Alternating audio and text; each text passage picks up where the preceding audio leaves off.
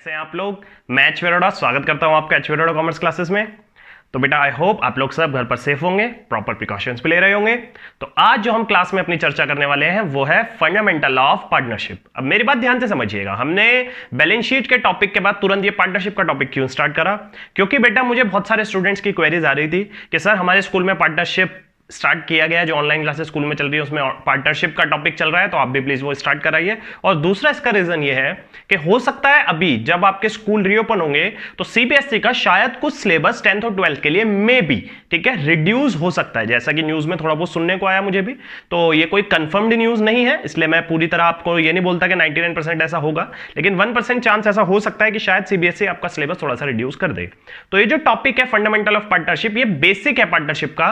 तो चाहे कुछ भी टॉपिक्स सीबीएसई अपने सिलेबस से रिमूव करे हमारे 12th क्लास से, ये टॉपिक किसी भी हालत में रिमूव नहीं हो सकता जो पार्टनरशिप का बेसिक फंडामेंटल है। समझ में आया? तो इसीलिए वहां हमने क्लास अभी वो बीच में वहीं तक छोड़ी है, हमने पार्टनरशिप की एनालिसिस करी है, हमने बैलेंस शीट की एनालिसिस करी है वहां पर, और बैलेंस शीट हमने इक्विटी लायबिलिटी वाला पोर्शन पूरा पढ़ लिया था, एसेट्स की भी थोड़ी सी आपको जानकारी मैंने दे दी थी। तो बैलेंस शीट आपको वहां पर समझ में आ गई, एनालिसिस ऑफ फाइनेंशियल स्टेटमेंट हमने अभी तक चर्चा करा था। ठीक है, तो अब जो एक क्लास स्टार्ट कर रहे हैं हम ये नए सिरे से कर रहे हैं। अब हम टीएस ग्रेवाल सर की वॉल्यूम 1, टीएस ग्रेवाल सर की 3 बुक आती है, वॉल्यूम 1, वॉल्यूम 2, वॉल्यूम 3। तो हम अब वॉल्यूम 1 स्टार्ट कर रहे हैं जिसमें हम फंडामेंटल ऑफ पार्टनरशिप स्टार्ट कर रहे हैं। हमारे सिलेबस में क्या क्या पार्ट है वो सब मैं ऑलरेडी आपको पिछली क्लासेस में डिस्कस कर चुका हूं। इसका पोर्शन आपको पढ़ने के लिए मेरी पिछली क्लासेस देखनी पड़ेंगी, जो लोग अभी नहीं देख रहे हैं इस क्लासेस को। ठीक है, और ये क्लास मैं भी यूट्यूब पर अपलोड कर रहा हूं आपके सामने, तो ये आप पूरी क्लास देखिए। इस क्लास को देखने के बाद पार्टनरशिप की आगे की क्लास कंटिन्यू रहेंगी। ठीक है, अब वो पूरी डिटेल जानकारी आपको लेने के लिए मेरे कॉन्टेक्ट नंबर पर आप अपना मैसेज करिएगा, अपनी क्लास, अपना स्कूल, अपना नाम मेरे को सेंड करिएगा, और मैं आपको डिटेल्स बताऊंगा कि आप कैसे आगे की हमारी ऑनलाइन क्लासेस देख सकते हैं। समझ में आया? तो ये पार्टनरशिप की बेसिक क्लास मैं आपको दे रहा हूं, इसको देखकर आप लोग डिसाइड करिए आपको आगे क्लासेस लेनी है या नहीं। आप मेरे को मैसेज करिएगा, व्हाट्सएप पे सेंड करिएगा, आपको रेगुलर डेली क्लासेस लगेगी। ठीक है, उसमें डेली क्लासेस आपको मिलती रहेगी। आप अपनी स्टडी कंटिन्यू करिए। ठीक है, लॉकडाउन पीरियड में अपनी स्टडी चलाते रहिए, उसको बिल्कुल भी रुकने मत दीजिए। तो चलिए आज हम स्टार्ट करेंगे फंडामेंटल ऑफ पार्टनरशिप। तो बेटा पार्टनरशिप के बारे में डिटेल इंफॉर्मेशन लेने के लिए हमें पहले यह समझना पड़ेगा हम पार्टनरशिप की अकाउंटिंग पढ़ क्यों रहे हैं। ठीक है, ध्यान से समझिएगा। जब भी हम कोई भी इंडिया में बिजनेस स्टार्ट करते हैं, तो मैं आपको ये बात पहले भी बता चुका हूं, इंडिया में हम किस किस तरीके से अपना बिजनेस स्टार्ट कर सकते हैं अगर हमें प्रॉफिट मेकिंग बिजनेस स्टार्ट करना है। ठीक है, तो मेनली हम प्रॉफिट मेकिंग बिजनेस स्टार्ट करने के लिए 3 तरीके से अपना बिजनेस रजिस्टर कर सकते हैं। कैसे?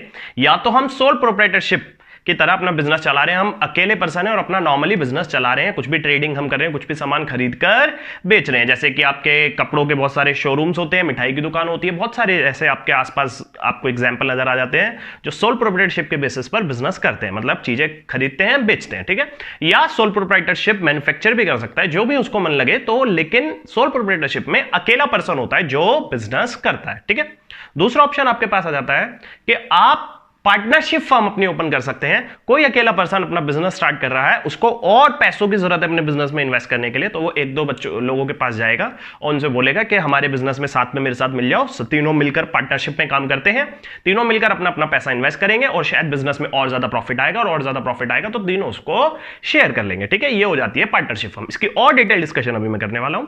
तीसरा आपके पास आ जाता है कंपनी। अगर आप 2 या 2 से ज्यादा लोग हों तो आप प्राइवेट कंपनी रजिस्टर कराकर अपना बिजनेस आगे स्टार्ट कर सकते हैं। ये पॉइंट आपने 11th क्लास में भी पढ़ा था बिजनेस स्टडीज में। ठीक है, बाकी इसके और डिटेल इंफॉर्मेशन मैं आपकी अपनी फर्स्ट क्लास में आपको रिकॉर्डेड क्लास में दे चुका हूं। ठीक है, यूट्यूब पे आपको उसका लिंक मिल जाएगा। ठीक है, चलिए, तो कंपनी बनाकर आप अपना रजिस्टर कर अपना बिजनेस कर सकते हैं। ठीक है, मैंने कहा प्राइवेट कंपनी आप बना सकते हो, 2 या 2 से ज्यादा लोग हो, और 7 या 7 से ज्यादा लोग हो तो आप अपनी पब्लिक कंपनी में रजिस्टर करा सकते हैं। इससे आप मार्केट में शेयर इश्यू कर पाएंगे, लोगों से और बहुत सारा पैसा इकट्ठा कर पाएंगे और अपना बिजनेस स्टार्ट कर पाएंगे। समझ में आया?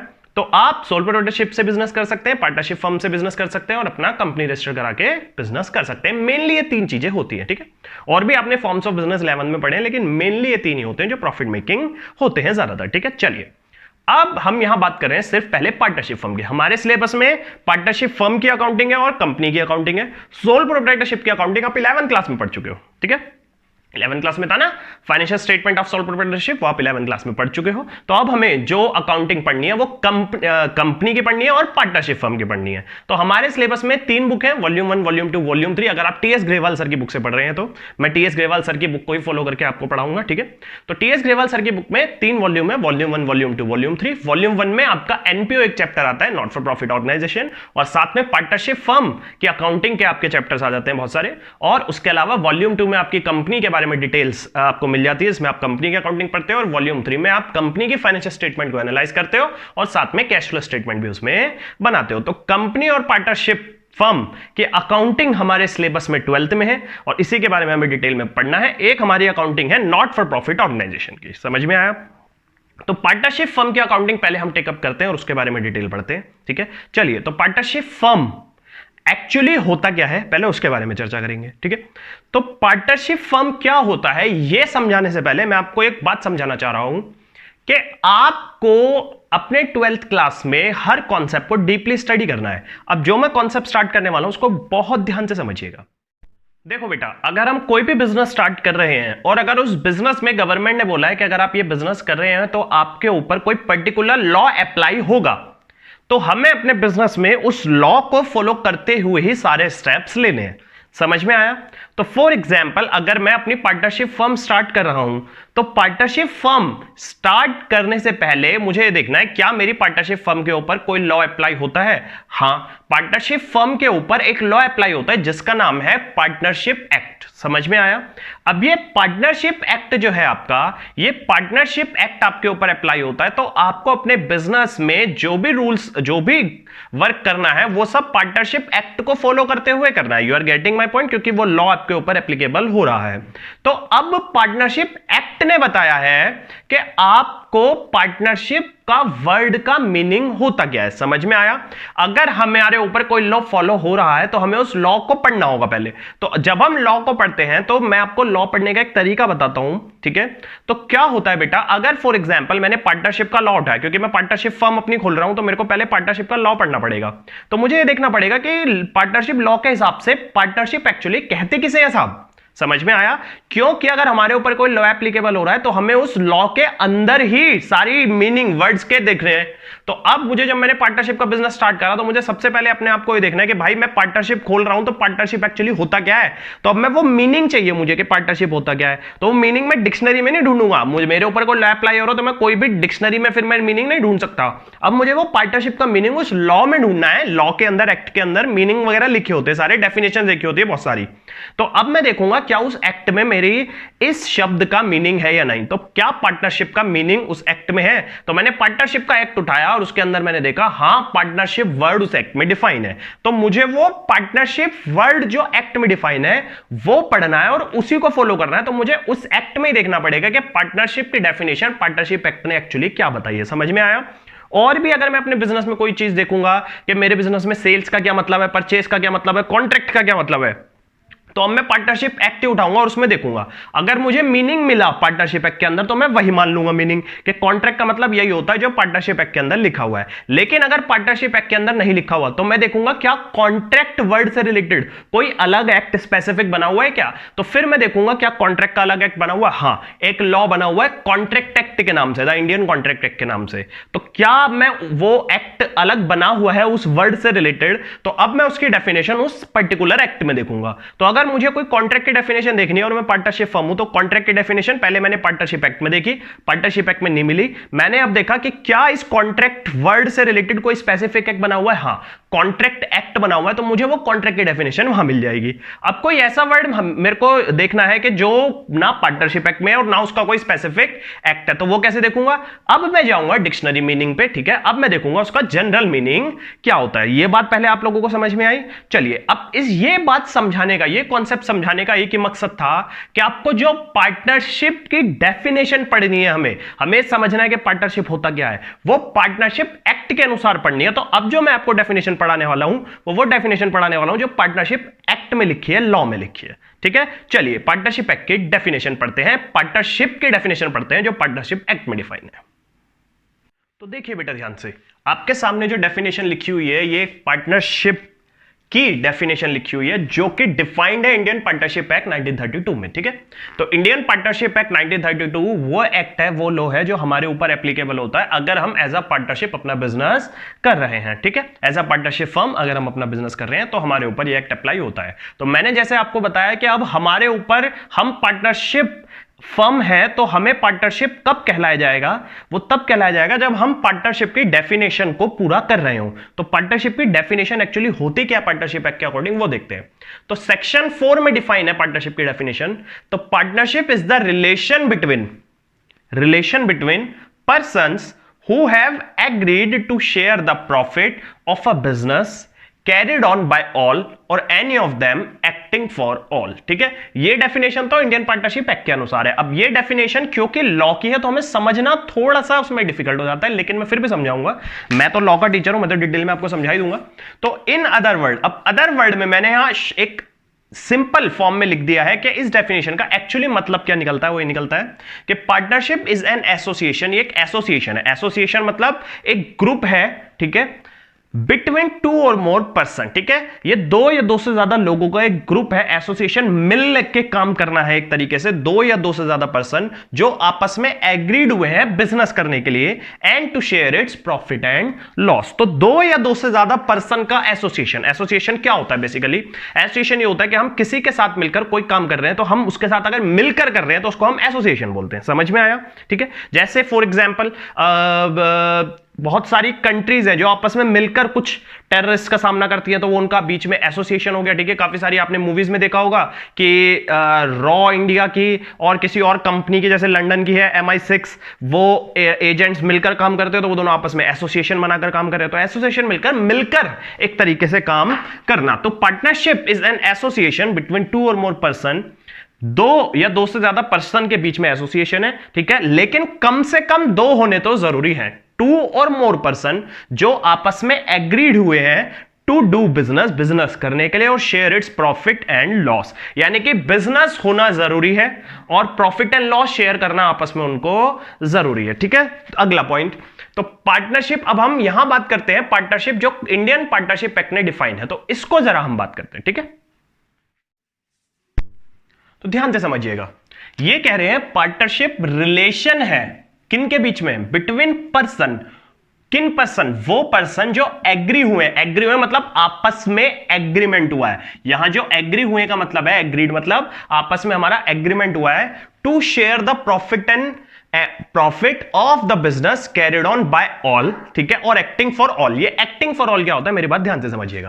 पहले इतने लाइन समझो, पार्टनरशिप क्या है? ये रिलेशन है किन पर्सन के बीच में? उन पर्सन के बीच में जो आपस में एग्रीड हुए हैं, ठीक है। आपस में उन्होंने एग्रीमेंट करा है। किस चीज के लिए एग्रीमेंट किया है? To share the profit of business का प्रॉफिट शेयर करने के लिए। यानी कि वो लोग बिजनेस भी कर रहे हैं और प्रॉफिट शेयरिंग कर रहे हैं, ठीक है। कौन सा बिजनेस? जो कैरिड ऑन बाय ऑल, सब मिलकर कर रहे हैं, या any of them acting for all. क्या होता है पार्टनरशिप में? स्लीपिंग पार्टनर्स भी होते हैं। तो इसमें क्या होता है कई बार कि बिजनेस कुछ पार्टनर्स कर रहे हैं, 2 या 3 पार्टनर्स कर रहे हैं और हमारे पार्टनरशिप में 10 पार्टनर हैं, तो बिजनेस जो मेनली चला रहे हैं वो 2 या 3 पार्टनर ही चला रहे हैं, 4 पार्टनर चला रहे हैं, और बाकी के 3-4 पार्टनर सिर्फ स्लीपिंग पार्टनर है। मतलब वो बिजनेस में सिर्फ पैसा इन्वेस्ट करते हैं और बाद में जो प्रॉफिट है उसका हिस्सा अपना ले लेते हैं, लेकिन बिजनेस को चलाते सिर्फ कुछ ही पार्टनर है। तो ये कह रहे हैं कि या तो बिजनेस ऑल मिलकर चला रहे हो, सारे मिलकर चला रहे हो, या उनमें से एनी ऑफ देम, कोई भी एक या कोई भी कुछ लोग, ठीक है, एक्टिंग फॉर ऑल, और उनके बिहाफ पर कोई एक या उनमें से कुछ लोग मिलकर बिजनेस चला रहे हो। समझ में आया? तो पार्टनरशिप एक्ट के अनुसार क्या पार्टनरशिप की डेफिनेशन है कि पर्संस के बीच का रिलेशनशिप होता है पार्टनरशिप से। समझ में आया? पार्टनरशिप क्या होता है? पर्संस के बीच का रिलेशनशिप, उन पर्संस के बीच का रिलेशनशिप जो आपस में एग्री हुए हैं बिजनेस करने के लिए और प्रॉफिट शेयर करने के लिए, ठीक है। कौन सा बिजनेस? वो बिजनेस जो सब मिलकर चला रहे हो या उनमें से कोई उन सभी के बिहाफ पर बिजनेस चला रहे हो।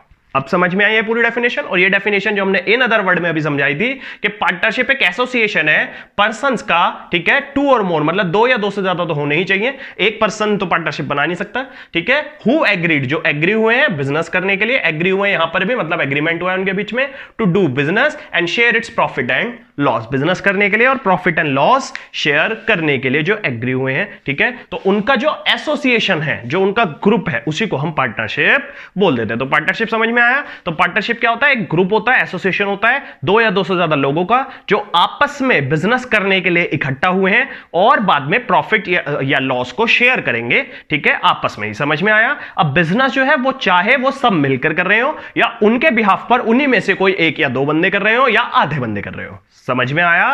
You are getting my point? चलिए, अब ये तो पार्टनरशिप की डेफिनेशन थी। अब हमें पार्टनरशिप के आगे की चर्चा करनी है, जिसके ऊपर थोड़े से 1-2 न्यूमेरिकल बन के आते हैं। स्टूडेंट्स, इसका स्क्रीनशॉट ले लीजिएगा। मैं आपको हल्का सा जूम करके दिखा रहा हूं। स्क्रीनशॉट करके ये पूरी डेफिनेशन प्लीज कॉपी कर लीजिएगा। तो देखिए बेटा, अब अगला टॉपिक आता है असेंशियल ऑफ पार्टनरशिप। असेंशियल मतलब ये फैक्टर जो है 5 पॉइंट्स मैंने लिखे हुए हैं, ये पांचों पॉइंट बहुत बहुत बहुत जरूरी है पार्टनरशिप के लिए। बिना इन 5 पॉइंट्स के पार्टनरशिप कंप्लीट हो ही नहीं सकती है। तो इनमें से सबसे पहला जो पॉइंट आता है वो है 2 और मोर पार्टनर। मतलब पार्टनरशिप में हमें कम से कम 2 या 2 से ज्यादा लोग तो चाहिए। 2 से कम पर्संस में हमारी पार्टनरशिप नहीं हो सकती, तो कम से कम 2 या 2 से ज्यादा लोग हमें पार्टनरशिप में चाहिए। अच्छा, ये 2 या 2 से ज्यादा तो लोग हमें चाहिए, ये दोनों लोग या दोनों से ज्यादा लोग जो हैं ये कंपिटेंट टू कॉन्ट्रैक्ट होने चाहिए। सर, ये कंपिटेंट टू कॉन्ट्रैक्ट क्या होता है? मतलब ये वो पर्सन होने चाहिए जिनके अंदर क्षमता हो कि वो एक दूसरे से किसी और थर्ड पार्टी से कॉन्ट्रैक्ट करने की क्षमता रखते हो, ठीक है। अब ये कैसे पता चले कि कौन कौन से ऐसे पर्सन हैं जो कॉन्ट्रैक्ट के कंपिटेंट होते हैं, जो कॉन्ट्रैक्ट करने की क्षमता रखते हैं, ठीक है। तो वो पढ़ने के लिए हमें कॉन्ट्रैक्ट एक्ट पढ़ना पड़ेगा। तो कॉन्ट्रैक्ट एक्ट बोलता है कि भैया हर पर्सन के अंदर क्षमता है किसी दूसरे पर्सन से कॉन्ट्रैक्ट करने की, एक्सेप्ट कुछ पर्सन जिनको कॉन्ट्रैक्ट एक्ट ने मना करा है कि ये लोग किसी से कॉन्ट्रैक्ट नहीं कर सकते, इनके अंदर क्षमता नहीं है किसी और से कॉन्ट्रैक्ट करने के लिए, इनकम्पिटेंट टू कॉन्ट्रैक्ट है, कंपिटेंट टू कॉन्ट्रैक्ट नहीं है। कौन कौन से? एक तो उन्होंने माइनर बोला, उन्होंने बोला 18 साल से कम उम्र के लोग कॉन्ट्रैक्ट नहीं कर सकते किसी से भी, उनको बिल्कुल लॉ ने मना कर दिया। दूसरा, अनसाउंड पर्सन, जिसे लॉ ने, कोर्ट ने डिक्लेयर कराओ कि ये पर्सन अनसाउंड है। अनसाउंड मतलब मेंटल स्थिति उसकी सही नहीं है, ठीक है, तो उसको बोलते हैं अनसाउंड माइंड पर्सन। क्या बोलते हैं? Unsound mind. तो जिसका अनसाउंड माइंड है, यानी कि उसकी मेंटल मानसिक स्थिति ठीक नहीं है, तो वो इनकम्पिटेंट टू कॉन्ट्रैक्ट है, वो किसी से कॉन्ट्रैक्ट नहीं कर सकता। या फिर तीसरी लाइन लिखी हुई है कि अदर लॉज ने जो भी बताया है कि और कौन कौन से ऐसे पर्सन है जो कॉन्ट्रैक्ट नहीं कर सकते, वो भी इनकम्पिटेंट होते हैं। तो जितने भी इनकम्पिटेंट टू कॉन्ट्रैक्ट वाले पर्सन है वो यहां कॉन्ट्रैक्ट नहीं कर सकते। हमें अपने सिलेबस में सिर्फ 2 ही चीज याद रखनी है कि माइनर और अनसाउंड माइंड वाले लोग कॉन्ट्रैक्ट नहीं कर सकते बेसिकली, ठीक है। समझ में आया? तो ये जो 2 और मोर पर्सन होने चाहिए, मेजर होने चाहिए, 18 साल से ऊपर होने चाहिए और कोई भी इनमें से पागल ना हो। समझ में आया? तो वो कॉन्ट्रैक्ट नहीं कर सकते। कंपिटेंट टू कॉन्ट्रैक्ट वाले लोग ही कॉन्ट्रैक्ट कर पाएंगे, ठीक है, 2 और मोर पर्सन, ठीक है। चलिए अगला पॉइंट देखते हैं, एग्रीमेंट। तो देखिए बेटा, अगला पॉइंट आता है आपका एग्रीमेंट। तो एग्रीमेंट क्या है बेटा? पार्टनरशिप कहता है, पार्टनरशिप एक्ट कहता है कि हर एक पर्सन जो पार्टनरशिप के अंदर है वो आपस में एग्रीमेंट जरूर कर ले, आपस में एक एग्रीमेंट जरूर कर ले। एग्रीमेंट के बिना पार्टनरशिप का कोई वजूद ही नहीं है। असेंशियल कंडीशन में आता है एग्रीमेंट। अगर एग्रीमेंट नहीं है हमारे पार्टनर्स के बीच में तो वो पार्टनरशिप कहलाई नहीं जाएगी। फिर समझ में आया? तो ये जो हम पढ़ा रहे हैं असेंशियल कंडीशन है, इनके बिना पार्टनरशिप नहीं कहलाई जाएगी। फिर तो एग्रीमेंट क्या होता है? अब देखो, एग्रीमेंट मतलब आपस में 2 लोग एग्री कर रहे हैं किसी भी काम को करने के लिए। अब एग्रीमेंट लॉ कहता है कि रिटर्न भी हो सकता है, ओरल भी हो सकता है। अगर मैंने ओरल भी कह लिया ना कि चलो हम लोग मिलकर काम करते हैं, तो वो भी एग्रीमेंट माना जाता है लॉ के अनुसार, लेकिन फिर बाद में प्रूफ करने में बड़ी दिक्कत आती है। तो इसलिए ज्यादातर हर जगह रिटर्न एग्रीमेंट ही चलते हैं कि अगर मैंने एक दूसरे से कोई एग्रीमेंट करा तो मैं आपस में एक रिटर्न एग्रीमेंट करवा लेता हूं, ठीक है ना। तो एग्रीमेंट होना जरूरी है पार्टनरशिप में, चाहे वो रिटर्न हो चाहे ओरल हो, ठीक है ना, चलेगा दोनों ही। अगर रिटर्न एग्रीमेंट है तो उसे बोलते हैं पार्टनरशिप डीड। क्या बोलते हैं? Partnership deed. रिटर्न एग्रीमेंट को बोलते हैं पार्टनरशिप डीड। आज की क्लास में उसके बारे में भी चर्चा होगी, ठीक है। तो एग्रीमेंट होना बहुत जरूरी है, चाहे ओरल हो चाहे रिटर्न हो। बेटर है कि रिटर्न करा जाए, और रिटर्न एग्रीमेंट को बोलते हैं पार्टनरशिप डीड। ओरल एग्रीमेंट भी कर रहे हो तो वो गलत नहीं है, ठीक है। चलिए अगला पॉइंट आएगा हमारा लॉफुल बिजनेस। अब ये लॉफुल बिजनेस क्या होता है ध्यान से समझिएगा। मतलब जो हम बिजनेस कर रहे हैं वो लॉफुल होना चाहिए। लॉ ने उसको इलीगल ना कहा हो, लॉ ने उसको मना ना करा हो कि ये बिजनेस आप नहीं कर सकते। भाई ड्रग की डीलिंग आप कर रहे हो तो ये तो बिल्कुल गलत बात हो जाएगी, तो इसलिए इंडिया में वो इलीगल हो जाएगा। तो लॉफुल बिजनेस जो है वो ही करना है आपको। तो इंडिया में आप सिर्फ वही बिजनेस कर सकते हो जो लॉफुल हो, ठीक है। लॉफुल जैसे कि आप नॉर्मल कुछ भी खरीद रहे हो, बेच रहे हो। कुछ स्टेट है जहां पर जैसे वाइन को बेचना इलीगल है, जैसे गुजरात हो गया, वहां पर शराब वगैरह ये सब बिकना इलीगल है, ठीक है ना। तो आप वहां पर गुजरात में वाइन का बिजनेस नहीं कर सकते हो, वाइन का बेचने का ट्रेडिंग नहीं कर सकते हो, तो वहां वो अनलॉफुल हो गया। हमें सिर्फ लॉफुल बिजनेस को ही देखना है जो बिल्कुल लॉफुल हो, ठीक है। तो बिजनेस पार्टनरशिप का होना चाहिए लॉफुल, जो लॉ के अनुसार मान्य हो, लॉ ने मना ना करो। You are getting my point, ठीक है। चलिए अगला आता है प्रॉफिट शेयरिंग। बेटा पार्टनर्स आपस में प्रॉफिट को शेयर करें, जितना भी पार्टनरशिप डीड से पार्टनरशिप से हमें प्रॉफिट आ रहा है, जो हम बिजनेस कर रहे हैं उससे जो भी हम प्रॉफिट कमा रहे हैं, वो प्रॉफिट सारे पार्टनर्स आपस में शेयर करें। यहां एक बात ध्यान रखिएगा, यहां प्रॉफिट एंड लॉस शेयरिंग नहीं लिखा है, यहां सिर्फ प्रॉफिट शेयरिंग लिखा है। प्रॉफिट शेयरिंग का मतलब सिर्फ प्रॉफिट को ही शेयर करना है, लॉस शेयर करें जरूरी नहीं है, ये आपकी मर्जी है, असेंशियल कंडीशन में जरूरी नहीं है, ठीक है ना।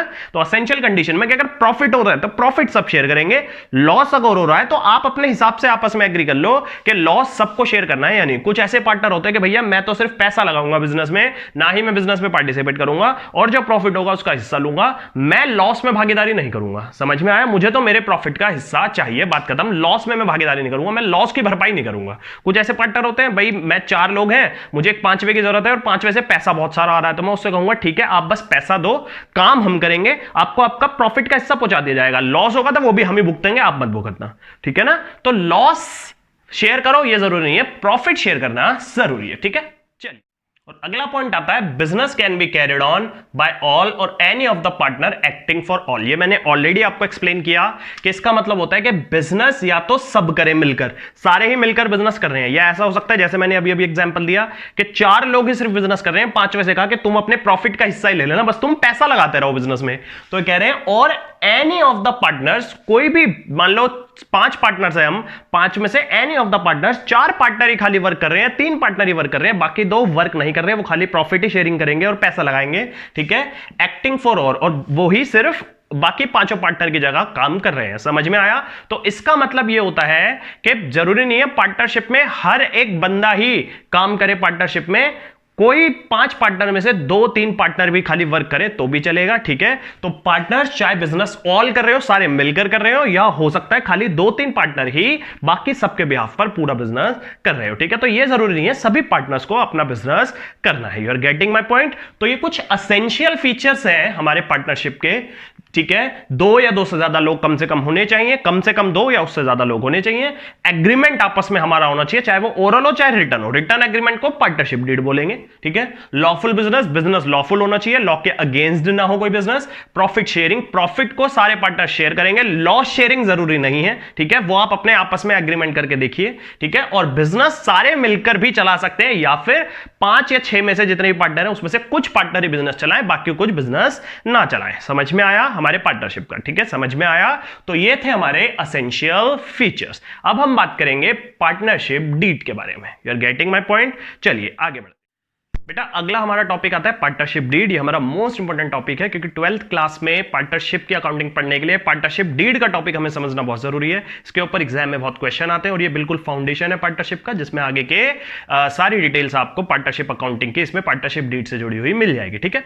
तो आगे के अब ये क्लास आपको कंटिन्यूएशन में देखने के लिए पार्टनरशिप डीड और आगे के लेक्चर्स आपको देखने के लिए मेरे दिए गए व्हाट्सएप नंबर पर, जो मैंने यहां पर वीडियो में नीचे आपको शो हो रहा होगा, उस पर आप मुझे अपनी नाम और अपना क्लास और अपना स्कूल मैसेज करें। मैं आपको बताऊंगा कि आप किस प्लेटफॉर्म पर मेरी वो क्लासेस देख सकते हैं, ठीक है। वहां कंटिन्यूएशन में मेरी रेगुलर क्लासेस ऑनलाइन देख सकते हैं, ठीक है। जो भी आज मैंने पढ़ाया उसके नोट्स भी आपको वहां पर मिल जाएंगे, और जो बच्चों ने मेरी ऑलरेडी ये क्लास ऑनलाइन ज्वाइन करी हुई है, बेटा इस क्लास के आगे का पार्ट आपको वहीं मिल जाएगा, वहां आपकी फुल क्लास अपलोडेड है और वहां पर आप उसको देख सकते हैं, ठीक है। चलिए यहां पर आपकी क्लास में यहीं समाप्त करता हूं। Thank you so much.